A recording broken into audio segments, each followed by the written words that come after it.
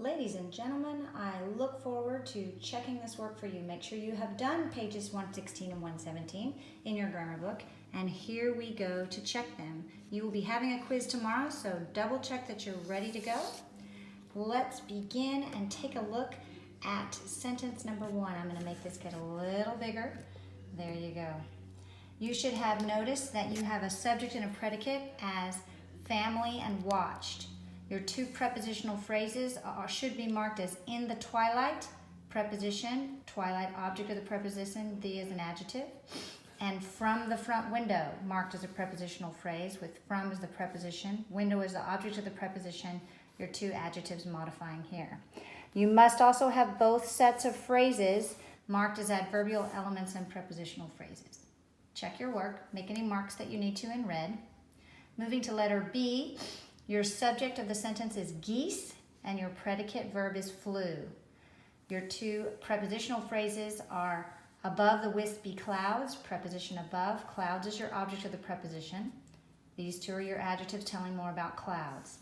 The other prepositional phrase is at the end of the sentence, in the sky, preposition in what, sky, object of the preposition, the is your adjective. Both of these phrases should be marked as adverbial elements modifying this verb. You should have also noticed that geese is being described as wild and two. Those are adjectives modifying geese. And that when did they fly or how did they fly? You have an individual adverb here modifying flew as well. Check that those are all what you have for letter B. Letter C, your subject is Rex, barked is your predicate verb, and all the rest of it, the sentence takes place as prepositional phrases. You have where, outside the house, preposition outside, object of the preposition, house. Which house? The. That whole thing is an adverbial prepositional phrase, modifying barked. Again, your last prepositional phrase is at a neighbor, should be marked with parentheses, and preposition at, object of the preposition neighbor, which neighbor? A neighbor. Everything has a line coming from it. Moving to D.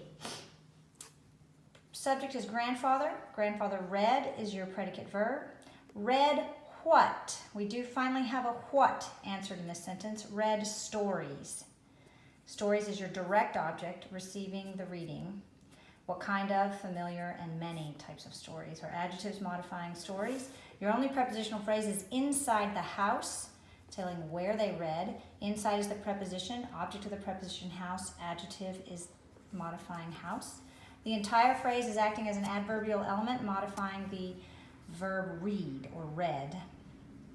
I want you to notice on your test tomorrow, if you're not sure whether something is a direct object or a preposition, remember to take out the word you think might be a preposition. In this sentence, if you thought many was a preposition and you took it out, watch what happens. Inside the house, grandfather read familiar stories. Your sentence stayed together. So that's not a preposition. That helps you. You could also say, well, I'm not sure about familiar. Well, if you took it out, it would still work. Inside the house, grandfather read many stories. So that helps you know that you are not dealing with a prepositional phrase there. Again, if you look at that same idea up here, took out at, you weren't sure if he barked neighbor as your what he barked at. At, if you take it out, watch your sentence fall apart.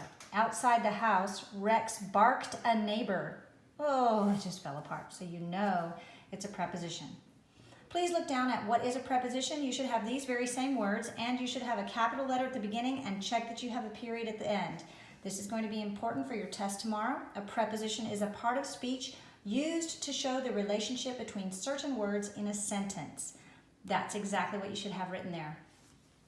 Moving on to page 117, I'm not going to show you mine because it gives you some ideas of what to write. I want you to show me your pictures of page 117 because I want to see what kind of ways you used the word during and after. Keep in mind you're going to double check that you have read number 3 and make sure that it has something to do with Peggy and Lucy listening to Grandpa read. Keep that in mind. Your sentences have to be in that subject matter in order to get the points.